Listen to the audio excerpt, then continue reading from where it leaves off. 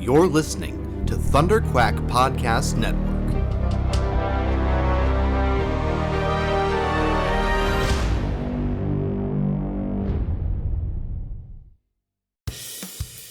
This is the Thunderquack Podcast,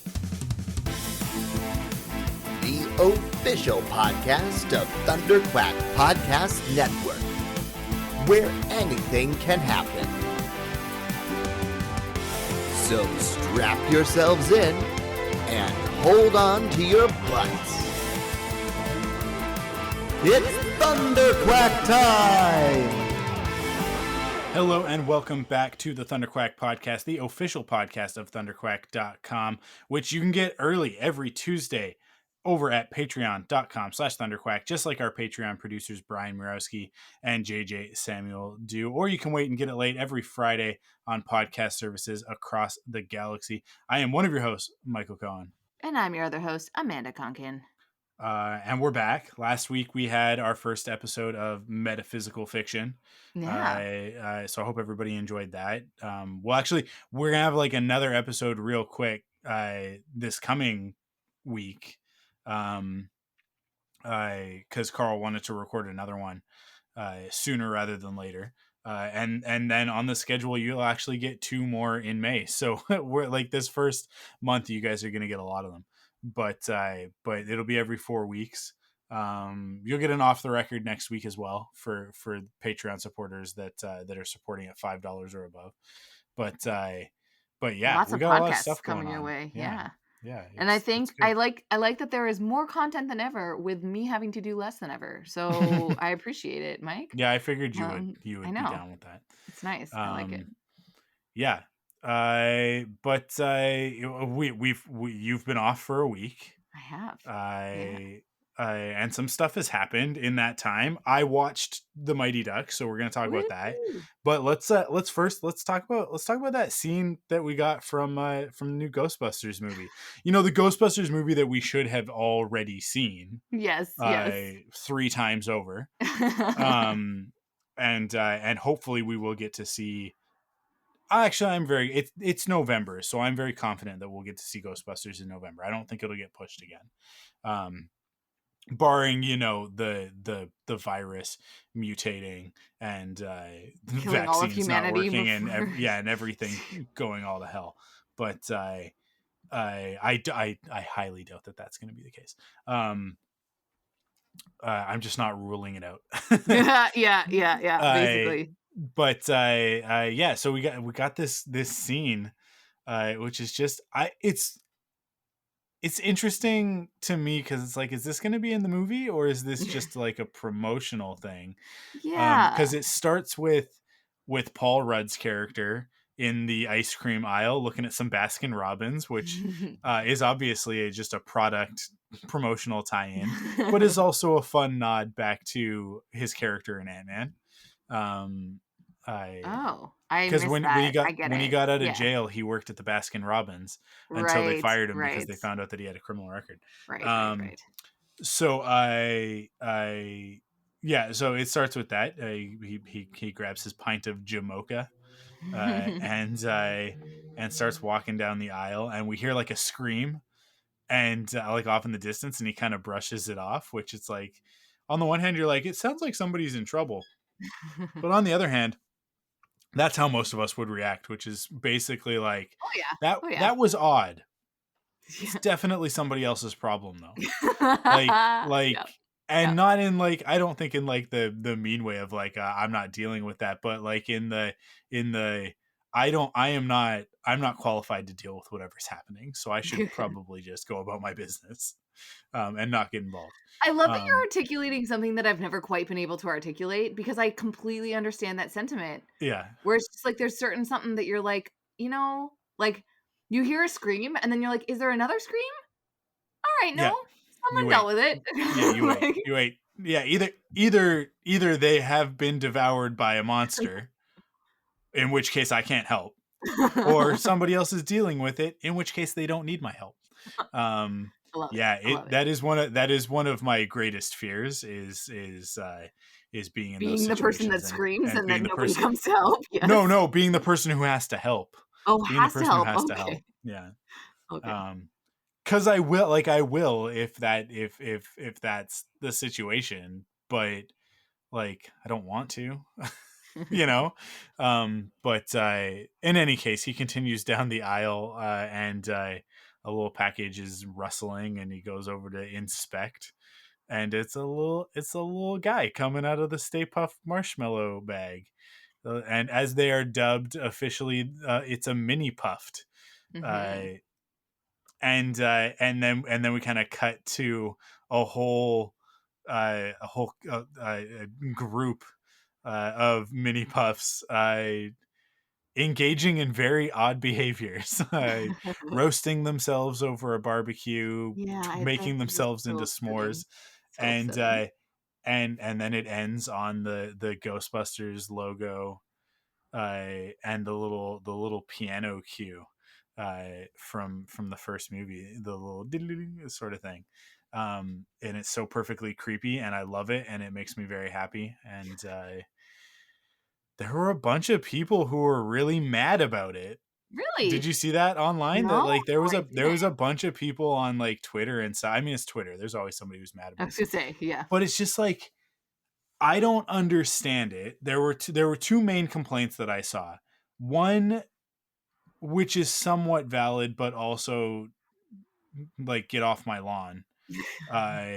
Which is, oh, that like can't they come up with something new? Why do they got to go back to all of this? Like you're just retreading, and it's like, well, actually, I think What? that this is pretty Yeah. different from a giant Stay Puft Marshmallow Man, and I think it's kind of clever in that way. That's my personal take on it. Yeah. Um, and then the other take that I saw that I found just perplexing was a bunch of people being upset that the little cartoon ghost marshmallows were engaging in quote unquote cannibalism. Now, I have two problems with this. First and foremost, none of them are eating one another. That's not happening in this clip. They are fulfilling their purpose as marshmallows, as mini marshmallows, and they're roasting themselves and making s'mores with one another, right? Like that's their purpose. They've been animated by some supernatural force, and their compulsion is to prepare themselves in the way that marshmallows are meant to be prepared. I don't see that as a weird or perverse thing. I see that as a very funny piece of dark comedy, right? Of them like I think like you're putting burning themselves alive, right? so much thought into this in a very, like, thoughtful way. Yeah. Um the other part of it, the other part of it that I have a problem with is, so what? Who cares if they're eating each other? If that were the case, it's not, but who cares if it were? They're cartoon ghosts, right? Like, I mean, they're not literally ghosts, and this is one of those things that I'll argue with people about on the internet. Is that the Stay Puft Marshmallow Man isn't a ghost; he's a manifestation of Gozer, the Destructor. But I obviously don't pay enough attention to to, Ghostbusters, you got to Ghostbusters. watch Ghostbusters again, obviously. Well, I do, clearly. But it's like he's not technically a ghost, right? He is literally a 60-foot marshmallow man. Um, but and these are literally little tiny marshmallow men, and I think it's fantastic. I think if you are not to this isn't me like gatekeeping or being like, oh, if you're a real Ghostbusters fan, but just like in the sense of like, if you care enough about Ghostbusters that you paid attention to the clues in the first trailers that were really, actually I think there's only been one trailer released. um there are a whole bunch of signs, in one case a very literal sign, so pun intended, this goes back to Gozer, that this is somehow connected to the events of the first movie, in a very literal way. And if that's the case, and Gozer is trying to get revenge in some way, then manifesting little mini puffed marshmallow man to wreak havoc in a Gremlins-esque fashion is perfect. Like that to me I says love Gremlins-esque fashion. I feel like that's I mean, okay. it paints a picture that's worth 1,000 words, right? I think everybody who understands Gremlins, who understands the reference, knows exactly what I'm talking about, and that's it. Like that was the vibe that I got, which like it's Jason Reitman directing it, Ivan Reitman's son. Ivan Reitman directed the first Ghostbusters, right? Um, I have said from the beginning, like this is in the right hands. Like this is the Ghostbusters reboot, sequel, etc. That everybody wanted from the what year was that, 2016, the what it's now referred to as Oh, yeah, the, like Ghostbusters Answer the Call, the all-female one, right, right? yeah. This is what everybody wanted from that, which like, and I was down with like, oh, if it's a spiritual successor, if we're rebooting it and it's a like, again, pun intended, spiritual successor, then that's great. The problem with that iteration of Ghostbusters is as much as it's a funny movie with some good comedic performances, it isn't a spiritual successor to Ghostbusters. It's almost like a ripoff in a way, even though it's officially licensed. It's like, and I said this at the time. It's like Paul Feig like watched they were like, "Hey, you want to make this Ghostbusters movie for us?" And he was like, "Yeah, yeah, I saw that movie in the '80s." And then they just went ahead and made a Ghostbusters movie based on what he could remember, right? Like it's like, so it's like, well, they got the broad strokes: proton packs, ghosts, the car, it's Slimer, and then there was a lady Slimer, which I thought was like a fun way to do that. Is like, okay, yeah, like it's all female Ghostbusters. Let's have Lady Slimer. Like all of that stuff made sense, but it was like they didn't they didn't catch ghosts. They didn't do anything about They that. There wasn't. tried to catch a ghost. I They feel did. like they used They do technically catch the one ghost. They do catch the one ghost, but it's like the thing about the original Ghostbusters, and that like the thing I said then and the thing I will say now, is the reason why I have faith in this incarnation of it, or this revival reboot thing with Ghostbusters Afterlife, is that Ghostbusters on the surface is a very simple, very approachable concept, right? It's super easy to explain to somebody in one sentence what the Ghostbusters are. They are ghost exterminators. Like, and then we're done, right? They wear the jumpsuits. They got the brown yeah. jumpsuits. They got the tools to catch the ghosts and remove them from your premises. And everybody understands that like instantly, right? But then beyond that, Dan Aykroyd is a certifiable wacko, to quote the original Ghostbusters, uh, and the lore and the actual like in universe. It's what we always talk about with magic, right? It's like we always want magic to have rules, or even sci-fi. Like if you're gonna establish this stuff, it's like you have to have your rules and then you have to live by those rules, right? And Ghostbusters does it so effortlessly with the most obnoxious expository dialogue ever, but delivered by these comedic geniuses who are able to, like Harold Ramis and Dan Aykroyd, are able to express these ridiculous supernatural concepts with like the quickest, like funniest mannerisms and all that stuff, that just, it just makes it so palatable, right? And that's to me where the magic of Ghostbusters is that like it starts on a very simple concept that everybody can understand, and then it puts you into this very grounded, very real world, and then you have these larger than life personas take you on that adventure and make you feel comfortable with this ridiculous jargon of like psychokinetic energy and PKE meters and proton packs and protonic reversal and don't cross the streams, right?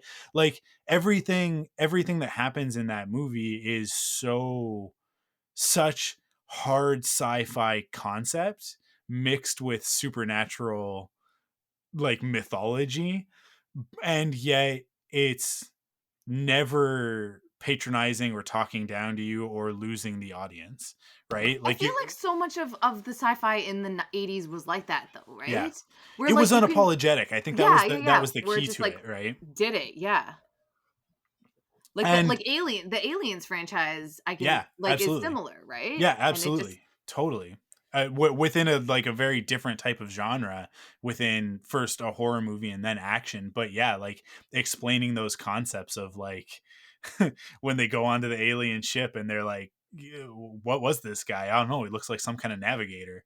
And you're just like, like there's very little dialogue to explain the ship that they're on or what that big alien guy is, but we kind of like, you kind of just get it, and then you figure out what the eggs are, you figure out what the aliens are, and it's all super fast and like acid blood, so don't let it touch you and all that. So we can't just, blow it up with a shotgun because we'll all get hit with acid blood, right? Like, I yeah, love that's it's how people work. They're like, just blow it up.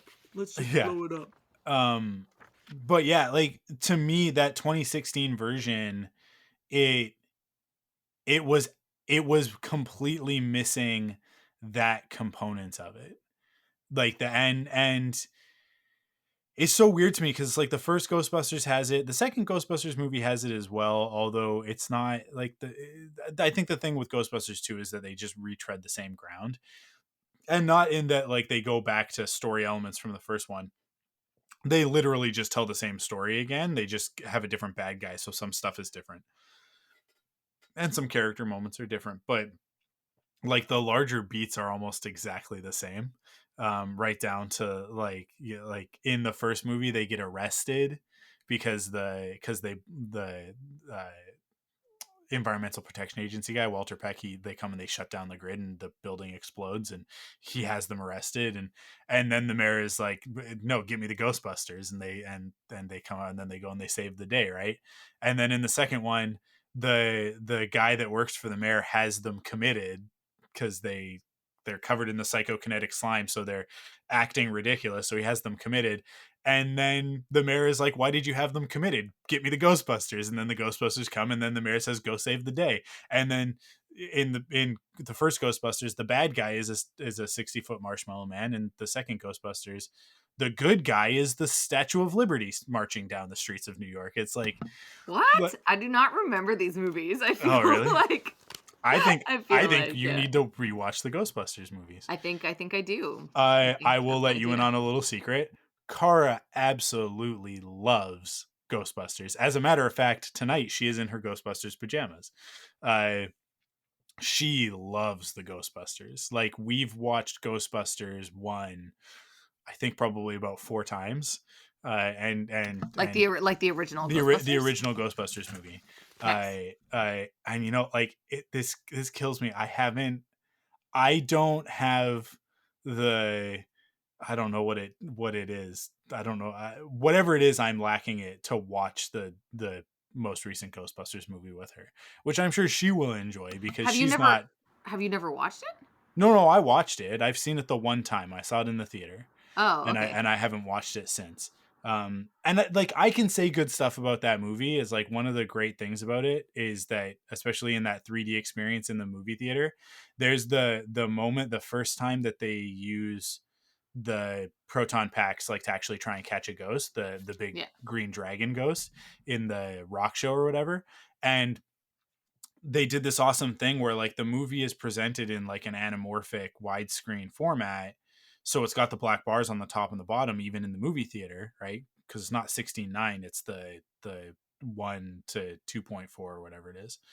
And there are moments during the action sequences where the characters and the effects step outside of the black bars, and they use that as an added effect, which is really fun and awesome, and I haven't really seen anybody else do that in a movie since then, which like I like but that's more like Scott Pilgrim than it is Ghostbusters, right? Like, you know what I mean? Like Yeah, it's yeah. I remember that that's like trope, yeah. a cartoon comic book kind of effect, as opposed to what I want from Ghostbusters, which is a grounded reality where these absurd things happen, right? Because like the thing with that final set piece in Ghostbusters with the Stay Puft Marshmallow Man is that, yes, things have been ridiculous up until that point. Slimer is ridiculous. The ghosts are ridiculous. Like the whole scenario of like, we're going to catch ghosts in a trap and put them into a big red box back at our fire hall is all pretty absurd. But the movie just kind of like amps up more and more as it goes. To use an overused term, it raises the stakes, right?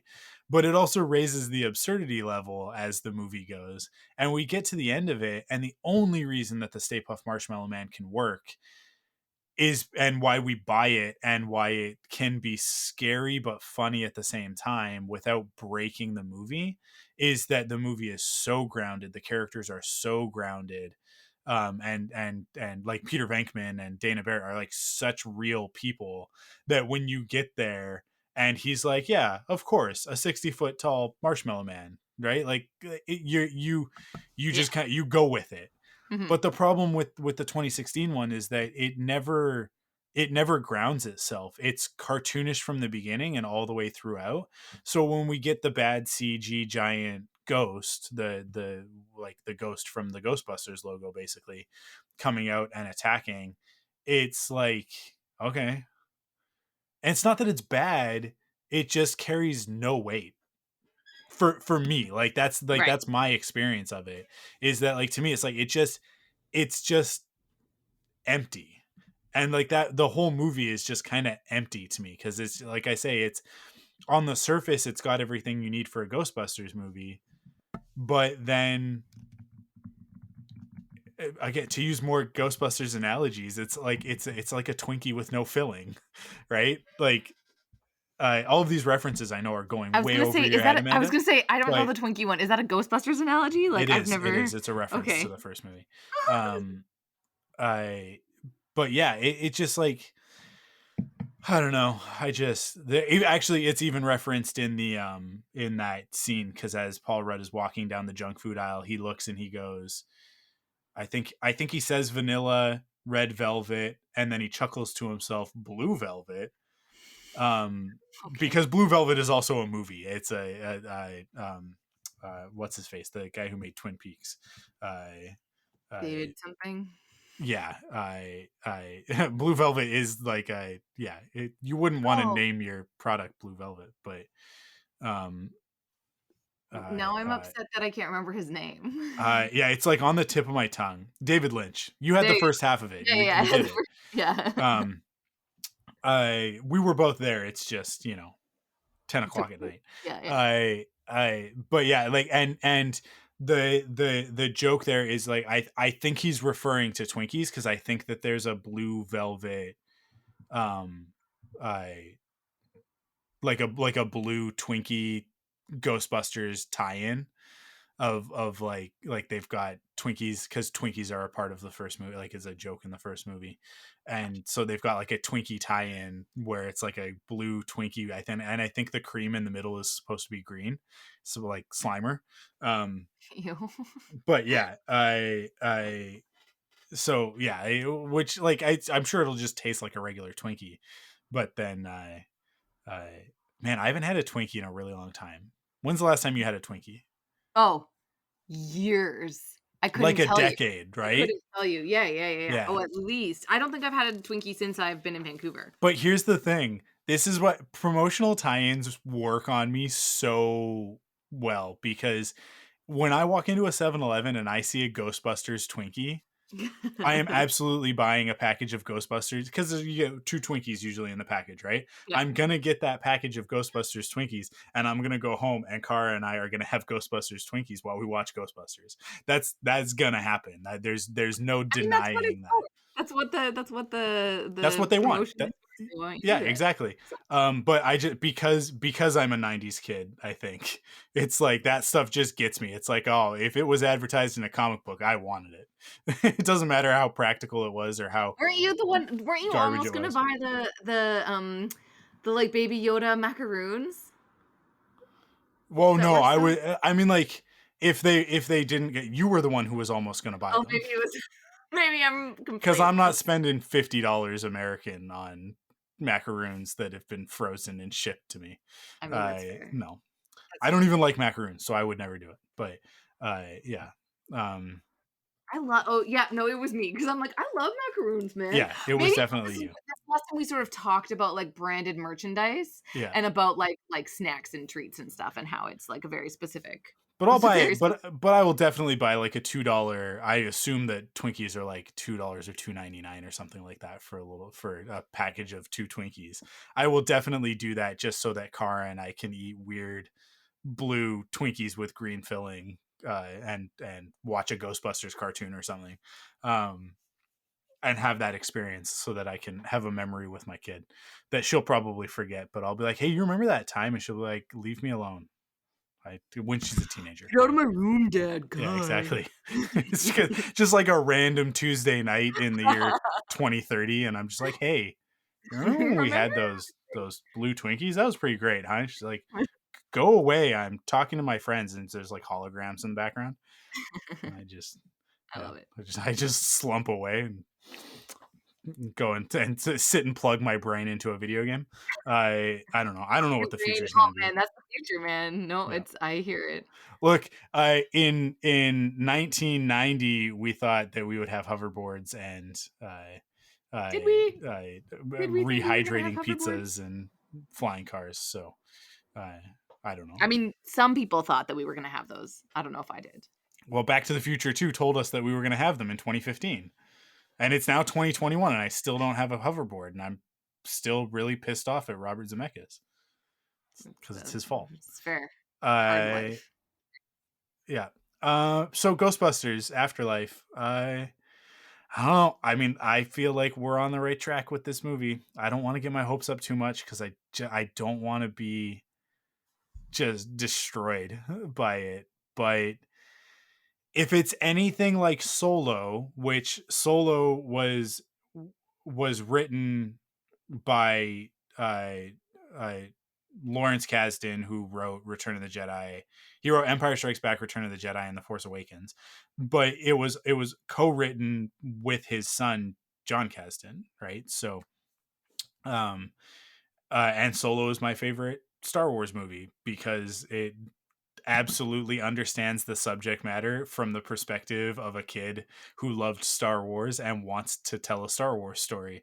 And I'm really hoping that Ghostbusters Afterlife, in the same way with Jason Reitman, who is a fantastic filmmaker in his own right, I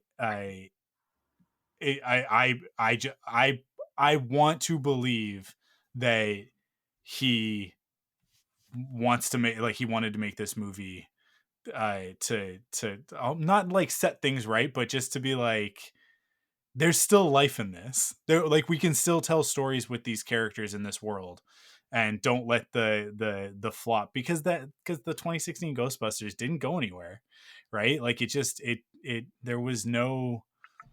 The movie came out. Everybody, it was a very big deal before it came out. One-off. I feel like it was a one-off thing, right? But it just, like, it happened, and then it was done, and then everybody just kind of went on with their lives, and I don't think that anybody was, like, upset that there was no sequel, right? I'm like, I don't get me wrong, I'm positive that there are people out there who are like, I liked those characters, I wanted to see more of that, and I definitely would have liked to have seen what they could have done with a second kick at the can, and hopefully with a little, like, learn from the first one and course correct a little bit, because the second Ninja Turtles movie, of the newer ones, of the Michael Bay produced ones, like, the first one makes a lot of mistakes, but it also does some stuff all right. It does enough right that when you get to the sequel, it's like they learned from their mistakes, they course corrected, they brought in Bebop and Rocksteady, they fixed the Shredder, they fixed the look of the Turtles as much as they could without completely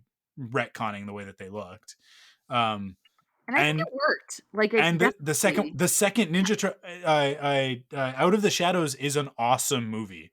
Like, yeah. I love that Ninja Turtles movie, despite the fact that, you know, like, there's still a little bit of whitewashing with Splinter, and I don't like the design of the turtles, but I love the performances from the actors. I mean, we get rid of Johnny Knoxville, and we have the same actor who performed Leonardo on set doing the voice. And It's Alan Ritchson plays Raphael, and I usually don't like Raph, but I really like him as Raph. I think that his performance in that second movie is fantastic. So it's like these things can be redeemed, and it would have been nice to have seen that redeemed, because I do like Kristen Wiig and my brain's blanking on the names of the other actresses that were in that. The Mike and Molly woman. Yeah, the Mike and Molly woman. Oh, Yeah. In any, Melissa McCarthy, Melissa McCarthy, yeah, and Kate McKinnon, Kate McKinnon, and oh my god, it's on the tip of my tongue. We're Leslie Jones. Leslie Jones. We're too old to be doing this. I think it's time to hang up the podcast. I think we're done. We should just retire into the sunset. Leave this to people in their 20s. Did we forget somebody? Isn't there four women? Yeah, we just said 4 because I said Kristen Wiig first. Oh, did you? Oh, okay. Kristen Wiig being the lead was the one that I remembered instantly, and because I really like Kristen Wiig, and I like Leslie Jones a lot as well. But the other two, you take her or leave them. But I think that the group of them, and then Chris Hemsworth was their secretary guy, right? I'm actually like now upset about this like thing that you've talked about, where it's like, how come the Ghostbusters, like, it just sort of was a splash in the bucket, and it's like because it was hollow. Yeah, right? It was lip service. They didn't do it for any like they really, if they had put some care and attention into like actually giving a crap about what they're making and not just being like, let's do a female Ghostbusters, right? I don't attribute it to the actors. I attribute it to Paul Feig, who in all of the promotional stuff that he did for it, I got the sense that he just didn't respect the material. He was hired to do a thing, right? He was a name, and they threw a bunch of money at him because he did Bridesmaids, right? And he put together a Bridesmaids Ghostbusters movie. And on paper, that sounds kind of interesting, but in reality, it's like, that's all it was. That's all it was like, let's take these actors from this other thing and let's put them in Ghostbusters uniforms, and let's have Melissa McCarthy shoot the beam and get bounced around like it's a fire hose. And I literally, I feel like he did that, and then he kind of just went, done. We made a Ghostbuster, right? Like, and to me, it's like that is a surface understanding of what the Ghostbusters are. And I do think that like the majority of the audience, that's how they feel about Ghostbusters. But I do think that even when the majority of the audience walks away from Ghostbusters going like, that was fun, they caught ghosts, they fought a giant marshmallow man, I do think that subconsciously, when all of that other stuff is right, that's why it goes beyond being a movie from the 80s that people kind of enjoyed to being a cartoon series and a serial and a theme song and like and a cultural phenomenon, like a moment in time, right? That persists now 30 plus years later. I mean, we're fast approaching. In 3 years we'll hit the 40th anniversary, right? So wow, and crazy. Ghostbusters is still relevant. I mean, like, and yeah, there are misfires along the way and that sort of thing, but when I say it's still relevant, I mean that like I can show it to my 4-year-old we watched it for the first time, I think last year, maybe 2019. I'm a terrible father. I showed it to like a 3-year-old. She can I have no concept. I was gonna say, I have no concept of like children's ages. Is that a bad thing? What's appropriate? Most parents would definitely say like, how could you possibly do that? How could you show Ghostbusters, a movie with a scary ghost librarian in the first 5 minutes of it? Scary ghost librarian, I love it. To a 3-year-old, to which I say, she loves it. I don't know what to tell you. Like, she thinks it's great. We started with the cartoon. We watched episodes of the cartoon first, so she kind of knew what she was getting into. But then it's like, we sit there and go, "This is all pretend." This is all pretend, right? So, yeah.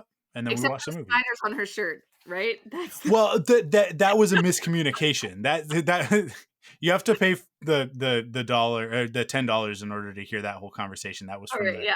the earlier from the warm up conversation, Right. or uncut conversation. But yeah, that was a miscommunication. It's not that she was afraid of the drawing of a Spider-Man spider logo on her shirt. She thought I meant there was a literal spider crawling up her chest, so she flipped out. That's a different thing. Like rightly. That's fair. Yeah, I got what precipitated that part of the conversation is that I got spooked because an ant was crawling across my desk. Like, it's a natural response to be afraid of not afraid, but like to be jumpy around bugs. But yeah, I don't know. Ghostbusters is deeper than what it looks like it is on the surface, and I think that depth is the key to its longevity. And so I get the feeling from this new one that it has that depth, whereas the 2016 one just kind of missed that. It was a very funny movie. I laughed my ass off in the theater, and had a really good time in the theater, and then walked away from it. And the more I thought about it, the more I was like, I don't think I liked that. Which is a weird thing to say when you sit through the movie and you enjoy it. It was like, I have no compulsion to ever watch it ever again. Yeah, that is. I mean, it's kind of a bummer. It is, and to me, like that's the reason why like I can't go back. Like I just can't. It's on Netflix or whatever. Like I just can't bring myself to sit through it with Kara, because I'm just like, this is just gonna bum me out. Like I'm just gonna get. It's like watching Rise of Skywalker. It's just gonna upset me. Oh, she hasn't seen it yet? Because She's never watched it. Yeah, I she's should never come over watched it. and just like offer to babysit so that I can come watch Yeah, Ghostbusters with Kara. absolutely. Ghostbusters. That sounds like a great plan. That sounds great. I haven't seen you guys in so long. Yeah. Well, we are on the verge of everybody getting vaccinated, and So close. life can go back to at least somewhat normal. But yeah, anyways, Ghostbusters, I'm excited. November can't come fast enough. I love the Ghostbusters. I spent a ridiculous amount of money buying a vintage Ghostbusters proton pack off of eBay, Nice. for a Halloween costume, but that was just an excuse to buy it because it was something I never had as a kid and desperately wanted. So I just bought it. That's fair. I think I spent like $90 or something on it. It was ridiculous, but totally worth it. And now Kara wears it. She plays with it. So I'll see that makes it worth it. Hey, I am in the process of cleaning my house, and I have the Indiana Jones hat that you gave me at one point in time. But just it's gonna find a new home. Okay. I hope that that's okay. Okay. I don't remember giving you an Indiana Jones hat. I have an Indiana Jones hat. I don't know if Kara wants an Indiana Jones hat, but I've got one from you. Oh, she would definitely take it. She's also seen all the Indiana Jones movies. She's seen all. She hasn't seen all of the Jurassic Park movies. She's seen the first Jurassic Park, The Lost World, and Jurassic World. I haven't shown her Jurassic Park 3 yet. I think she could handle it now. We were watching them. We watched the Jurassic Park movies last summer, when she was still 3. She's 4. She's almost 5 now. I think she can handle JP3. It's just a little bit scarier than the other ones. I was gonna say, I was very scared by Jurassic. I remember having memories of not being able to watch Jurassic Park and being I had a friend whose dad worked at the movie theater, and being up in the projection booth and watching the end of Jurassic Park and just seeing those helicopters. I feel like I've talked about this on the podcast before. I think we have, because I had to see Jurassic Park in the theater 3 or 4 times before I could work up the guts to watch the Tyrannosaurus Rex scene, the when it breaks out of the fence. Right. We've talked about because we talked about our ages, our like separate ages. Yeah, and I was like 7 when that 7 or 8 when that originally came out, and yet Kara is able to. But it is also a very different experience sitting in a familiar environment at home with the lights on in the middle of the afternoon watching Jurassic Park than it is in the very dark theater, projected on the big screen. And I mean, like, we've got a big TV, but it's not as big as a big screen. So they're slightly different experiences, but Kara is the great thing about Kara is that she will just tell me when she can't handle it, and it's like, okay, we can stop. But most of the time, I'll like look over to her, and she's scared during like an Indiana Jones movie during the parts that are scary, the parts that are like appropriately scary, and I'll be like, "Are you good?" And she'll go, "Yep." And we'll keep watching it, and then at the end of the movie, it's like, "Did you like that? Was that fun?" And you go, "Yep." And I'll, "What about the scary parts?" And she'll go, "It was fun."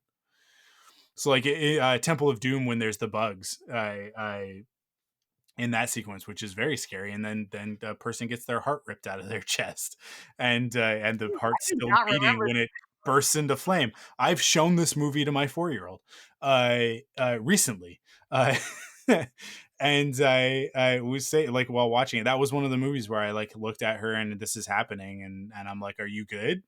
And she was like, "Yeah." I was like, "You want to keep going?" And she's like, "Yeah." This is I like this. I like Indiana Jones. And so we kept watching the movie, and afterwards I was like, that was pretty creepy when that happened with the guy's heart, right? And she was like, "Yeah, that was cool." I'm like, "Okay, you're definitely my kid." Um yeah, we just kind of roll with it. You do way more than me because I can't. I have a hard time with some of that stuff.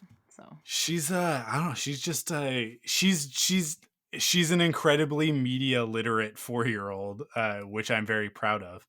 But I do think like a lot of other parents would be like, "You are not a good parent for showing this." Even like Friends, like I could I have conversations with Curtis where it's like we've definitely talked about like what we would and would but before we had kids, we had conversations about this stuff, and we had different opinions on it, and I'm very proud of myself that I've stuck to my guns, and I've been as bad a parent as I said I would, and I've shown these movies to my small kids. victories in life. Small victories in life. I love.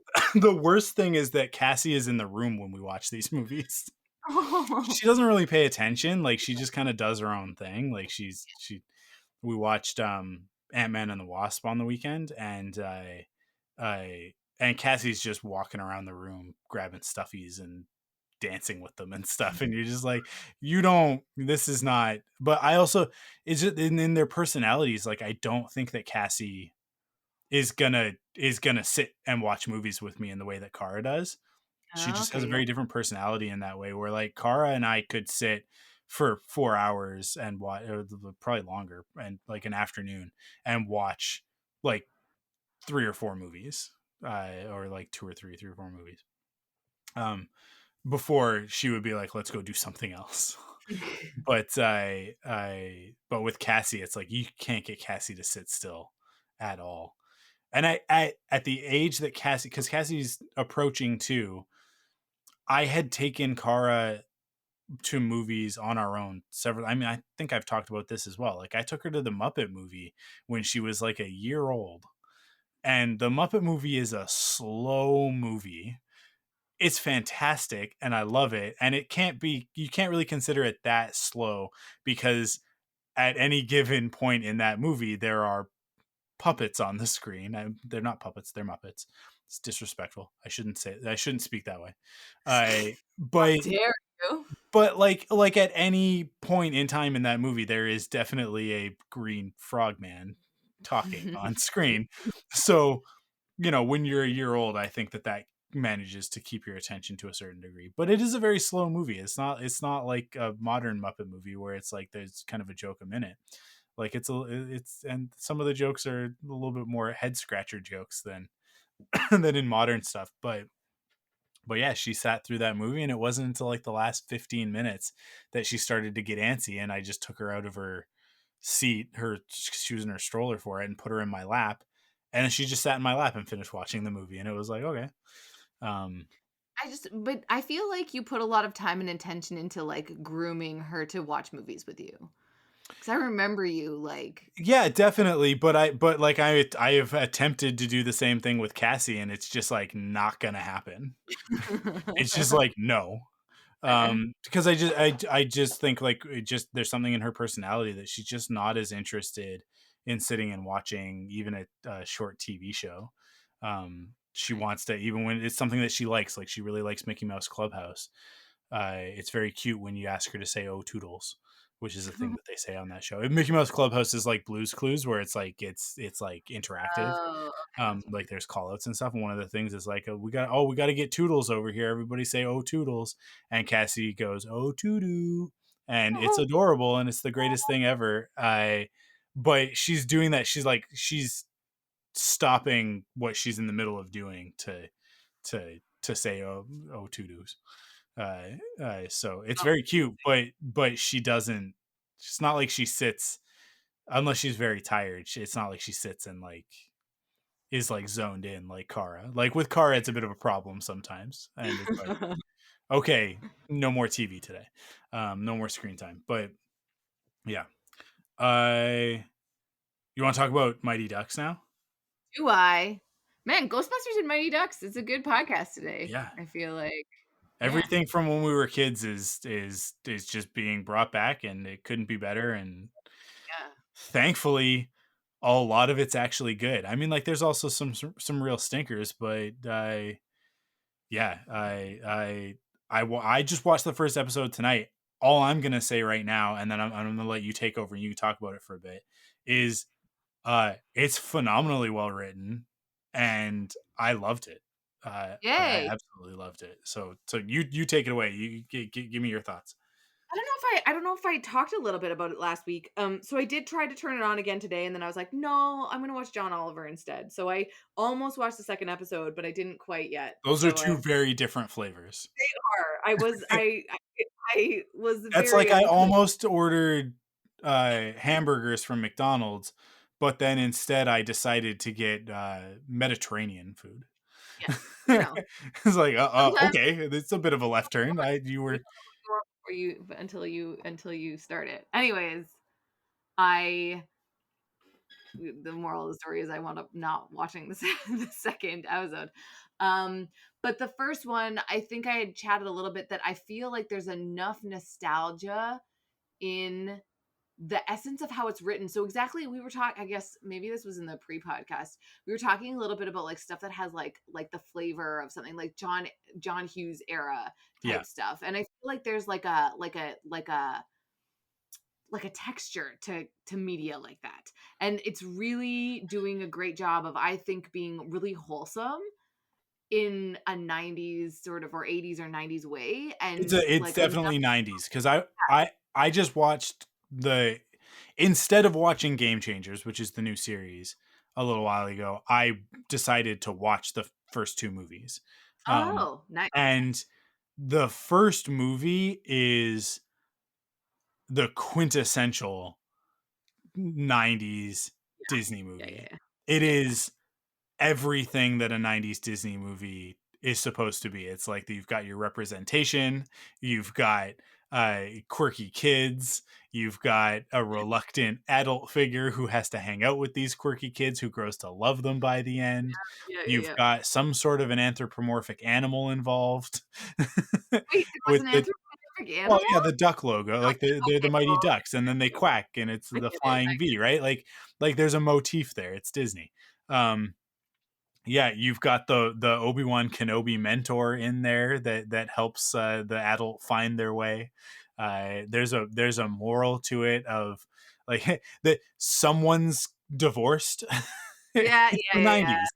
You know, you got latchkey kids. Like it is quintessential Disney 90s. Oh man, what if I went to the boxcar? I was thinking about this the other day because I got stuck behind a train because I was in small town Canadiana, and I was so angry, and I was like, why is this traffic stopped on this rural road for no reason? Obviously it was a train. But remember that like Boxcar Kids? No, I don't remember that. Okay, well then that's the end of this. Sorry. The end of that diversion. Usually our roles are reversed on that, where I'm like, hey, you know that thing, and you're like, nope, and it's like, cool, moving on. But yeah, and then I watched D2, The Mighty Ducks, which is the sequel, and it is the quintessential 90s sequel of like everybody's back except for a few characters who we never really explain why they're not back, but that's okay. They're just not back. It's been a couple of years, and these kids have all aged substantially, but we're gonna pretend like this is the next hockey Just season, a little bit. Yeah, just a like no little bit. time has passed. Yeah.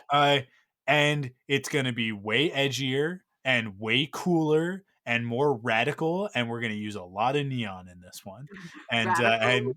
Television. that's exactly what they do. And then they just tell the same story again, but with this slight twist. And instead of just the crazy slap shot from Fulton, it's the knuckle puck. So I'm waiting to find out what the knuckle puck slap shot crazy thing will be in Game Changers, but we haven't even gotten a hint of it yet. But that's okay because it's a series. So It's got to be something. I've taken over again, though. I want you to talk about it. But I did talk about it.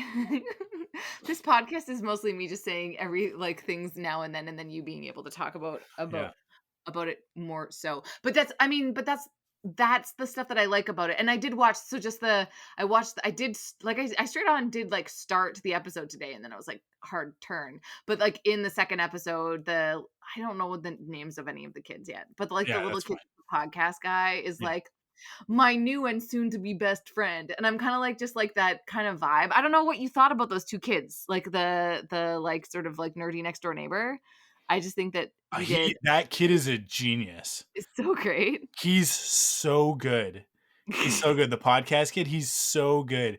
His timing is impeccable. That first one, when we're not first introduced him, because he's like the first character that speaks, but after the whole thing, the blow up that happens at the hockey game, and then they go back and Lauren Graham's sitting on her porch, and then he's the next door neighbor, and he looks over and he's like, you're interested in the follow-up interview? And she's like, no. And he's like, I hear you, I'm on my way over. And it's just like his timing on that moment is so perfect that you're just like, I love this kid. I just love him. I love his little, like, his plucky go-getter attitude is fantastic. And he's kind of the perfect pairing with the other lead, the other little boy, like the main character. Yeah, like the other main character's got a real Josh Jackson vibe to him, which I kind of like about being like the kid who's like loves his mom and is cool in his own right, but doesn't need to try too hard, which I kind of like. I kind of like that there's like he's got a cool grounded feel to him. And then I absolutely love the rich kid that doesn't know how to skate. It shows up partway through. Yeah, it's a great joke. I just think that they've got a great, like, that it's like the whole thing is it's about the like plucky kids coming together and they have personality, right? And you look at the I love that they've made it like that the Mighty Ducks are now the Hawks from the first movie, right? They're the 10-time champs, and the kid gets cut from that team, and then they form this new team, and this new team is basically the District 5 the ragamuffins, right? Like it's this little rascals group of personalities, right? Each kid is a specific thing, right? And I love it. I think that they've done a great job of capturing what made the Mighty Ducks special, which is really just a remake of the Bad News Bears, but without all the swearing and alcohol. See, I've never seen the Bad News Bears. I've never actually watched the Bad News Bears all the way through either, but I've seen enough of it and know it sort of pop culturally to know that. And it's like, but Bad News Bears is kind of the generation before us, right? And the Mighty Ducks were our Bad News Bears, so it's like we don't need to go back and watch Bad News Bears because we have the Ducks. That's fair. So it's much superior. Superior. Well, hey, look, the Bad News Bears didn't end up becoming an actual baseball team owned by Disney with an awesome jersey, and then an animated series that has nothing to do with the original property or the hockey team in Anaheim, but is in fact about alien ducks that come to Earth from a planet where hockey is the way that everybody communicates, and also the way that they fight. So they have weapons that are based on hockey equipment. Which all makes perfect sense, because it was the 90s. So that's just how we made cartoons. How it works. The Mighty Ducks cartoon was fantastic, by the way. I know that you've talked about it a couple times. Yeah, so. It's in that era. It's like with Gargoyles and Goof Troop. It's a Disney afternoon show, right? And in the yeah, there's but I even yeah. I don't know. I don't have that many cartoons that I really like watched as a kid, but I do remember Gargoyles for sure. And the original. Gargoyles is one of the greatest animated TV shows of all time. I would say Gargoyles is almost one of the best I'm TV surprised shows ever. we don't So have good. it yet. What do you mean? Like I'm surprised like as a reboot. Like I'm surprised that they haven't Oh, touched Gargoyles. Gargoyles is a whole thing. It's a whole thing. So Oh, yeah, there's um man, Gargoyles is like an episode. We could do a whole episode on it. But yeah, Greg Weisman created Gargoyles for Disney, and they made the show, and he wrote the first like 100 and something episodes of it. Um, and then he has this tendency to get kicked off of his own shows. oh jeez. It's a bit of a recurring thing with him, but if you hear him tell the stories, he's always in the right. It's interesting how that works.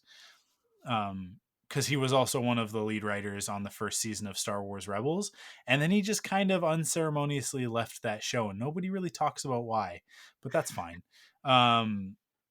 Interesting. Yeah, it's very interesting, but all of that to say that he is a genius and a fantastic writer, and the reason why Gargoyles was so great, because they booted him, and then they made another season without him basically, and that season without him is not great. It kind of loses a lot of the magic that made the rest of Gargoyles so great, but there are some issues with rights, I think, and that's why they're not able to make any more Gargoyles. But it's it's on Disney Plus. The series is on Disney Plus, Oh, I don't think I knew and that. there's merch coming out. What? So like new stuff. So there's a series of figures called Q Pops, that they're kind of like Funko Pops. They're not made by Funko, they're made by another company, but or not Q Pops, they're Q Figs. And I actually have one. I have a Superman one that's in Cara and Cassie's room. And they're like these great little like animated sort of. It's actually very similar to the style that I draw in, where it's kind of like the big head cartoon sort of look. Um, and they did a gargoyle. They did a Goliath of that. They did Funko Pops of the gargoyles of the whole group of them, the whole clan of them. Cara actually has Lexington. That's her favorite of the gargoyles, because Nice. he's the little green one, so he's cute. Um, I'm like, really, he's cute, because that's what she said to me. She's like, he's the cute Oh, one, and I was cute. like, really, you think he's cute? Because I think like they're gargoyles. They're all kind of grotesque, right? But she's like, no, he's the cute one. Um, So, not to go too dark, yeah, the main gargoyle dude's jacked and is not in any way grotesque. Like, come on. sure, Those sure. two gargoyles In a are beauty, yeah, sexy absolutely, in a AF. very literal Beauty and the Beast way, because there's the one episode where it's Halloween and the gargoyles go down to the street and like mingle with humans, and Eliza is dressed as Belle, as like Oh, a literal like nod to the fact that they are romantic. Like those two characters are. You are not wrong to ship Eliza Mazza and Goliath. oh no. That's actually the intent. That's in the text. That you're supposed to feel that way Yeah. about those characters. I mean, Wait, is it they. not explicit? Isn't it, like, explicit? Oh, it is explicit at a certain point. At a Okay, certain okay, point, okay, okay, absolutely. okay. But yeah, Okay, if you've actually, only that's seen like pretty a fucking handful of gargoyle. episodes, I don't know. yeah. They But they've all got like little horns and stuff like that, and I personally think that out of all of them, Lexington has kind of the creepiest face. But Kara disagrees with me. She That's says that fair. he's cute. That's fair. Um, but yeah, Yeah. and they've got a new who's making it? I think maybe it's NECA is making this really really detailed, beautiful figure of Goliath that hell or high water I'm gonna get my hands on, because it is everything that 8-year-old Mike wanted out of a Gargoyles action figure. Like it is Yeah, he doesn't look hunky. He looks like a monster in an Really? awesome way. It's a beautiful looking figure, and I can't wait. And they did do a really cool like $300 statue a few years back, but that was like it was really weird when they did that because it kind of just came out of nowhere. That I think maybe it was Sideshow or something made I this forgot this what these Goliath guys look statue. like, but I agree with Kara. He's cute. The little green one, right? Yeah, he's cute, but he's also like he's got like the underbite, like Yeah, he's a little bit. Yeah, fair. Anyways, I They reached I their would quota love a with Gargoyles reboot, but the one. But it's just, is it politics that it's not happening? Is that basically what you're implying? Is that they're I think it's politics more than anything. And I think one of the other things is that anybody who understands Gargoyles knows that like you can't just reboot it. They like it has like this really interesting, deep, rich mythology to it, and that's all Greg Weisman. So if right? you're gonna make Gargoyles, you kind of have to make it with him. Right. But Okay. then kind of what I was alluding to is like I think he might be a little bit difficult to work with. Gotcha. I'm kind of talking out of school a little bit because it's Of not course, like yeah. anybody has ever like gone on the record and said he's difficult to work with. I'm just kind of reading between the lines that I think that he is very much like What's his name? Sorry, Greg Weisman? Greg Weisman. Yeah. I here's what I think it is, and I respect him for it. He has a vision and he doesn't let the corporations that he ends up working for push him around on that. He's like, no, this is my vision. And I think what ends up happening there is they end up going like, cool, cool, cool. But we own the thing, so we're gonna do what we want, which That is is fair. more about the corporation than it is about him. But yeah, I don't know. I would love to see it, and I would love to see him come back and kind of be redeemed correct the injustice of him getting booted off of his show that he made a success, along with other writers and along with the voice actors and everything. But yeah, I would love to see it. I would love to see more Gargoyles, but I would want to see a continuation. I would want to see them pick up uh 30 years later with like the new clan and everything, and have the old characters come back in different ways and catch up with everybody and see what's happened in the interim. Because the great thing about doing that is that then you also imply that there's a bunch of stories in the middle that we can go back and tell in comic books or whatever format. But I'd also really like to see live action. It would be really cool, instead of it being animated, for them to just They could retell the do it original series, now. but in live action on Disney They Plus. could, because the special effects are at such a place that you could Yeah, just do that. yeah. I think with the volume, like with the stuff that they've built for the Mandalorian, you could do some really cool stuff. You could do some really really cool stuff.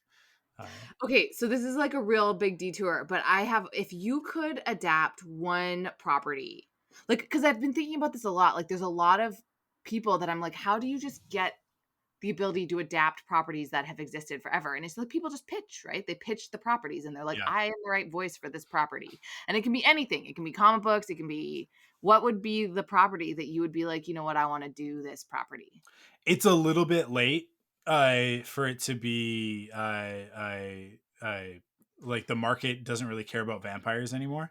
But we could It'll, always bring it back. This could be the they'll thing never to do go it. away. They'll never But go away. yeah, there's my favorite comic book of all time, Crimson, which is about a kid in New York who becomes a vampire. Vampires attack him and his girlfriend, and do they kill? Maybe they don't kill his girlfriend. She gets away, and he gets turned into a Sergio vampire. Ramos? Humberto Ramos, yeah, is the artist, Cool. and Brian Augustin, I think, is the writer. Um, Yeah, Crimson is my favorite comic book of all time. It starts off on this really like small story of this kid who gets turned into a vampire. But then it like as the story progresses, it turns out that he's the chosen one, and he's kind of like he has these other abilities that other Right. vampires don't have, namely like he can control, like he's a pyromancer basically, on top of being a super powerful vampire that can like rip through people and Is a pyromancer somebody that can control fire. Fire. Okay. Fire, Yep. yeah. Exactly what it. And then there's this other like the spirit of Saint George, the Dragon Slayer, is like reincarnated in people over the eons, and that ends up being a main character in the story, and I the Red Hood, who like she's a vampire slash werewolf hunter, but she actually is a werewolf herself, which is awesome. And she like they're the Red Hoods is like the faction that she belongs to, but it's obviously a reference to Red Riding Hood. Um, and Cute. it builds in all of this biblical stuff with Lilith and Adam and Eve and where vampires came from, tying it into the Bible, and it all kind of culminates in this like this uh, literal apocalyptic, like the like end of days Armageddon ending, and the whole thing is that Alex, it's his job to stop it from happening, and the gate opens and dragons come out, and St. George has to fight dragons, and the dragons are awesome, and it is yeah, it's my favorite comic book series of all time. It's fantastic. It's phenomenal. Not enough people know about it. Yeah, I've It never heard of it, but I mean, that sounds 24 issues. It was very short lived, but it's a complete story, and I think that you could make a fantastic HBO series out of it. Um, I think that's the place where it would live, or Netflix. Netflix could do it too, but I think HBO would. It's very graphic. It's very violent, and then there's definitely some heavy sexual themes in it as well, because there's vampires and whatnot. There's a lot of half naked ladies with very large breasts, because it's a comic book from the late '90s. there you go. There are reasons why it appealed to how old was I? 14 Right. or 15-year-old Fair. Mike. Fair. I would love to do that. The other another comic book from that era that I think would be really cool is a comic called Fathom. But I would want to do that as an animated series. I think that because it's Fathom is about a woman who doesn't realize that she's got superpowers because she's actually like basically an Atlantean, um, and and can like kind of Control water. yeah, and travel through water at like a ridiculous speed. And the way that Michael Turner would draw her when she was doing this is like basically her bottom half was like would like turn into water, and she's got all Cool. these special powers, and it's this huge like sci-fi fantasy setting that, but it's all on Earth, but it's like this, it's like Atlantis basically underwater, and it's got a really cool art style to it that I think you could bring to life um, in a very cool stylized CG type series. Although I mean, like Invincible is doing a really great job with 2D animation, but I would want to do it in 3D because I think you could do some really cool stuff with 3D. So that would be my other thing. Cool. That's a that one is probably even more of a real one because I think that could be a real series that with a bit more of a broader appeal because it wouldn't be like an HBO adult thing. Right. Because you could kind of tone that, you could tone Fathom down for like a PG audience, PG-13. So if you ever come upon the ability to pitch that at There you work, go. I'm available That's to show that's run good. that one. No, I'm pleased. I mean, Mainframe would be a great fit. right? Oh, thanks. Yeah, good. Get back to doing the cool stuff that they were doing with Reboot back in the day, Yeah. and Beast Wars and Shadow Raiders and stuff. Those I mean, they can't get sneak in those awesome adult storylines in the package of a toy tie-in. anything made now without toy tie-ins. Yeah, that's the thing. You got to Yeah. find those toy tie-ins. So, Yeah, Saga needs to be adapted. Not that that's something that it I would, will. It will. but it's like I don't understand how it's not adapted yet though. Look, Too. Like, all surely- of Brian K. Vaughan's stuff is so easily adapted, and yet it has been such a long road for any of it to come to fruition. But Why the Last Man is happening, as is Ex Machina, and I believe Ex Machina is happening with Oscar Isaac. I'm pretty sure that he's the lead in Ex Machina. Let and me that's go to the IMDb. I don't know enough about Brian K. Vaughan. Well, so Humberto Ramos is my favorite comic book artist. Brian K. Vaughan is my favorite comic book writer. Cool. Uh, Oh, he and did Ex, Runaways. yeah, he did Runaways, and Ex Machina is, I guess Oscar Isaac was already in a movie called Ex Machina. Man, let me look it up. Ex Machina comic adaptation. I didn't spell adaptation right. It'll figure it out. Yeah, Oscar Isaac to produce, star in adaptation of Ex Machina. This is from January 18th, 2020. Which is really funny because he's already in a movie called Ex Machina. But movie Ex Machina? Yeah. 5 years ago, Star Wars star Oscar Isaac headlined Alex Garland's acclaimed Ex Machina. Now he'll take the lead role in another film that very nearly had the same name, an adaptation of comic book writer Brian K. Vaughan's Ex Machina.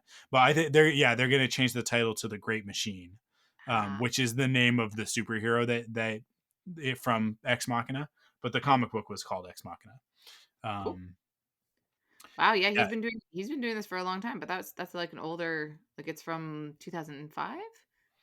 Yeah, so here's the pitch on Ex Machina, and this will be the last thing, and then we'll wrap up the episode. Here's the pitch on Ex Machina. It starts on September 11th. The story starts on September 11th, and the first plane, I think, hits the first tower, but then the second plane doesn't, because the lead character, the Great Machine, his ability, his superpower is that he can talk to machines. Wow. So in this alternate reality where he exists and has this ability, he flies up with his jetpack and like his Rocketeer style jetpack, and he tells the plane to move, like to go out, like to not hit the second tower.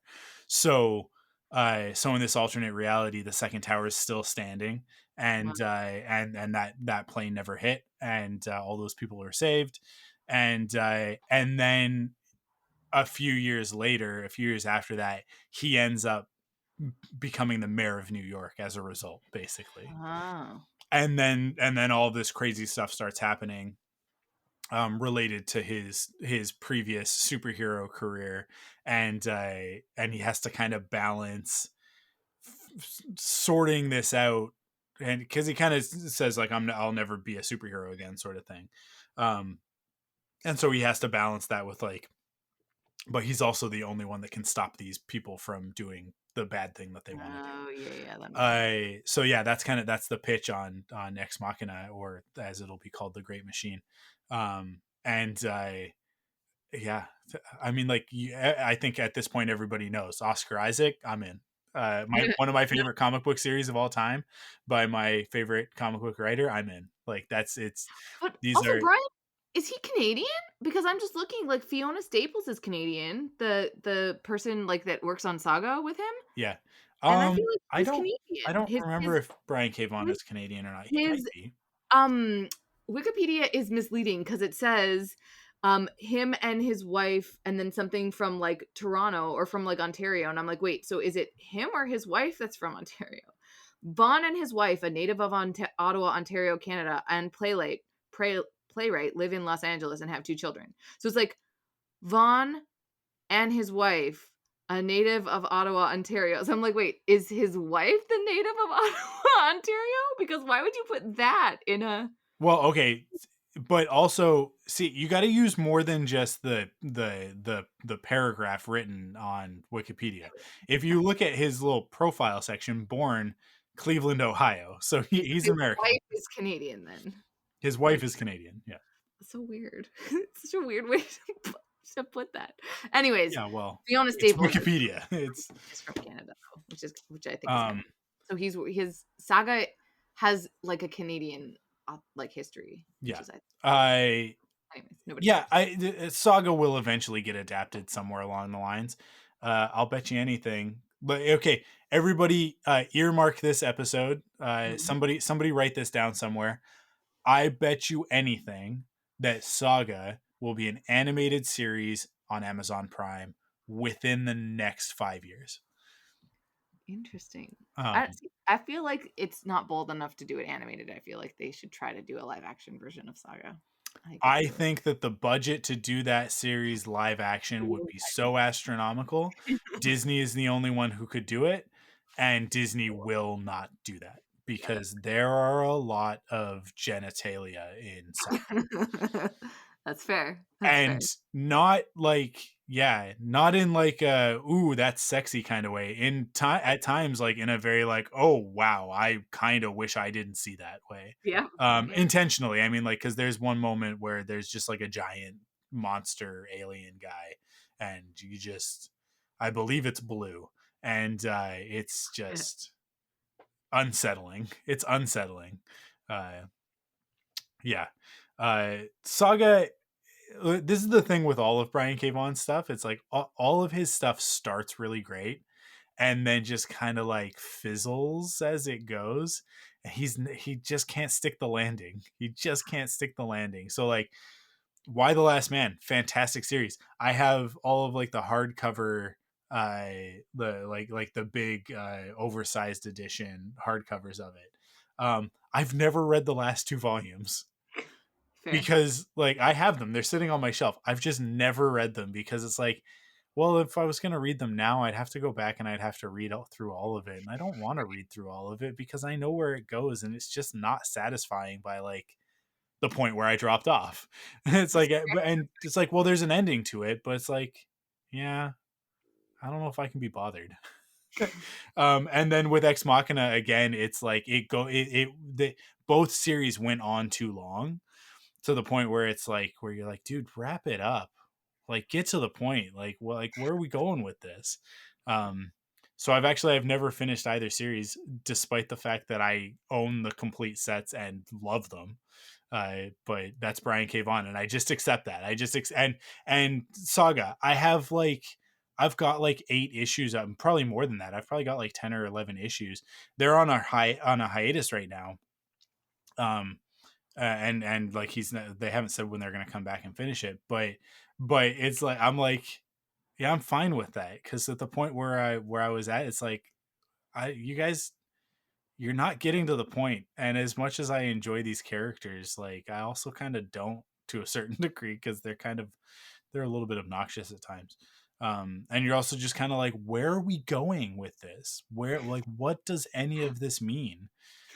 But that's Brian K. Vaughan in a nutshell, and I love his stuff. And every time he starts a new series, I'm right there with it until he loses me, and then I go, "Yep, you did it again." But he does have a few things. Like there's a great book called The Escapist, which is just a graphic novel. Like it's just a 1-volume self-contained story that's fantastic, and it's like I don't know why that hasn't been adapted yet either. But yeah. I mean, I think I answered my own question. I think that's why Brian K. Vaughan's stuff is so hard to adapt, because anybody who wants to make it's like, well, it's going to be a hell of a first season. And then we're going to lose people around season 3. And that's where you Game of Thrones it and you just make your own thing. Yeah. Well, although maybe don't do that because nobody really that didn't go over so well. Yeah. Man. Anyways, yeah, we don't have to get into that, but just what a zeitgeist for a very particular point in time, and then just fell off the face of the planet. I love that you were like what let's throw this out there, what stuff would we adapt, and everything that we put out were comic book series. Which yeah, I mean mine is Pride and Prejudice. So I thought Saga was yours. Okay, so Pride and Prejudice. No, Saga was the comic book series that I'm kind of like, how has this not been adapted? Because you were talking about comic book series. But no, I'm thinking now that I want to go and find a series like Gargoyles or something like that, where I'm like, this could be so, because I'm getting more into animation, right, over the last few years. And I'm like, there are just so many, like going to conferences and listening to people adapt stuff. And I'm like, man, I could do that. Like, I would love to do that, to like take something from the 90s that really spoke to me and just be able to like redo it. But in my heart of hearts, the series that like just, I love every single adaptation I've ever read of Pride and Prejudice. And not because they're good. Some adaptations are absolute garbage. But because there's just something about that story that I intrinsically just get. And I was going to say, because Pride and Prejudice has never been adapted. So it's a good one to choose. I know, right? Exactly. Exactly. Yeah.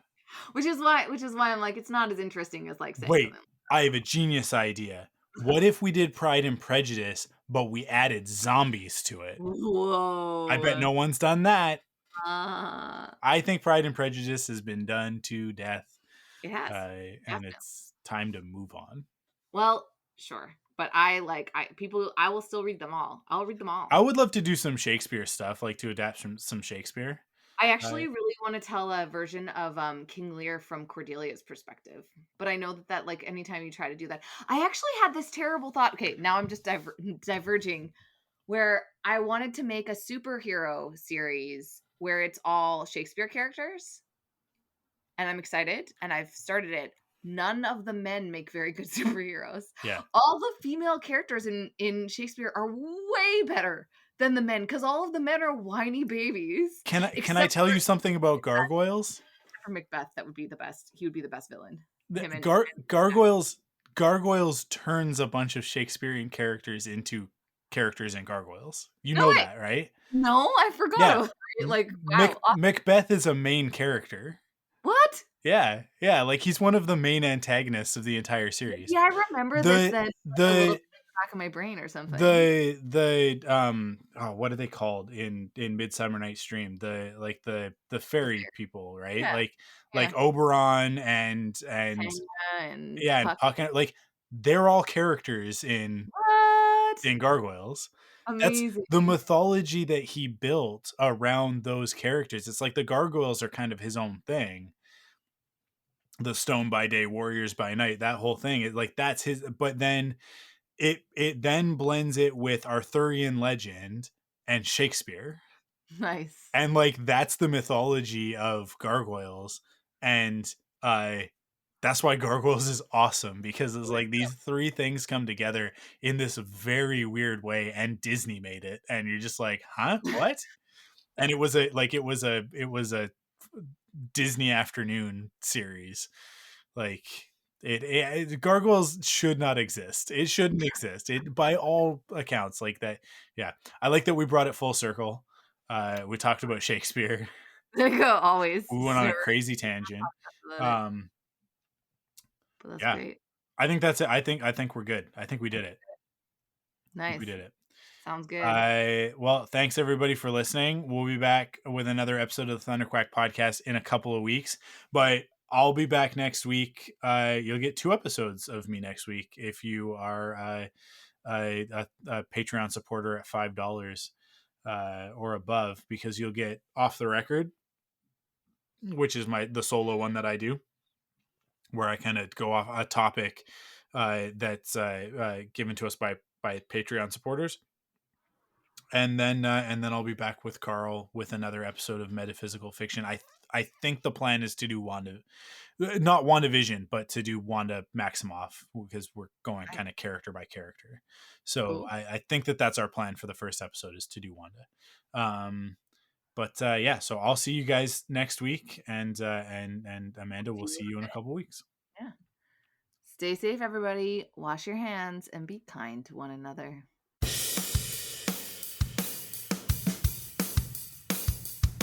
Follow the Thunderquack podcast on Twitter, Instagram, and Facebook by searching the Thunderquack podcast. You can support us in 3 ways. First, by heading to the podcast service of your choice and leaving a rating and review. Second, by going to store.thunderquack.com to pick up some merch from your favorite podcasts. And last but not least, by heading to patreon.com/thunderquack to kick in with your monthly pledge of support and get cool rewards like early access and extended episodes. The Thunderquack podcast is the official podcast of thunderquack.com. Head to thunderquack.com to discover more great podcasts.